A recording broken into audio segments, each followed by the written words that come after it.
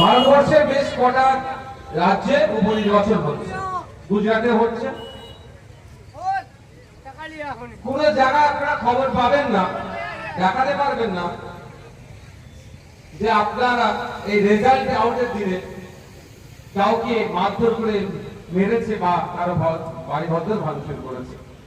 কিন্তু আমাদের পশ্চিমবাংলার নদিয়া জেলার কালীগঞ্জে দেখলাম একটা ক্লাস 4 এর বাচ্চা তামান্না খাতুন মেয়েটি মায়ের সাথে স্নান করতে যাচ্ছিল।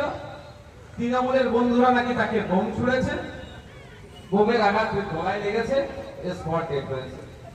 বিশ্বাস করুন, আমি সেটা ভিডিওটা দেখার পর থেকে না মানসিক ভাবে আমি একটু দুর্বল হয়ে পড়লাম যে আমরা কারা। আমি নওশাদ সিদ্দিকী, আমি আমার কথা বলছি, আমি কার হয়ে বিজেপির বিরুদ্ধে কথা বলছি, আমি কার পক্ষ নিয়ে তৃণমূলের দুর্নীতির বিরুদ্ধে কথা বলছি, আমি কার জন্য, কার দাদুর কবরটা বাঁচানোর জন্য সুপ্রিম কোর্টে গিয়ে মামলা করলাম, আমি কার ওবিসি সার্টিফিকেট বাঁচানোর জন্য সুপ্রিম কোর্টে মামলা করলাম।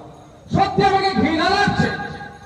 তুমি কোন মানুষ, তোমার চরিত্রটা কি, তুমি এত কঠোর হয়ে গেলে?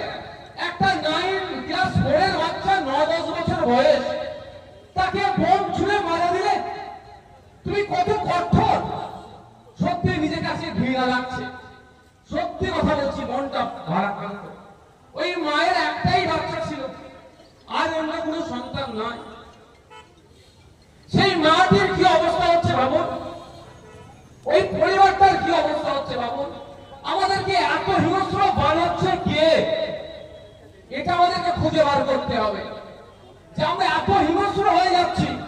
একটা 9-10 বছরের বাচ্চাকেও ছাড়ছি না আমরা, রাজনীতির কারণে ওকে খুন করতে হচ্ছে আমাদেরকে।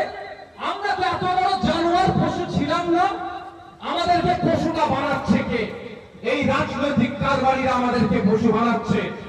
অনুরোধ করছি আপনাদের, যার যে বলতে ভালো লাগবে করুন, দিনের শেষে প্রতিবেশী এটা মাথায় রেখে রাজনীতি করুন।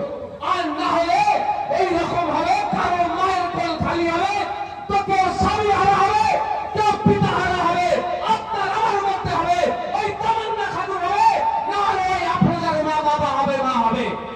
একটু ভাববেন মাথায়, এমন কোন নির্বাচন নেই পশ্চিমবাংলার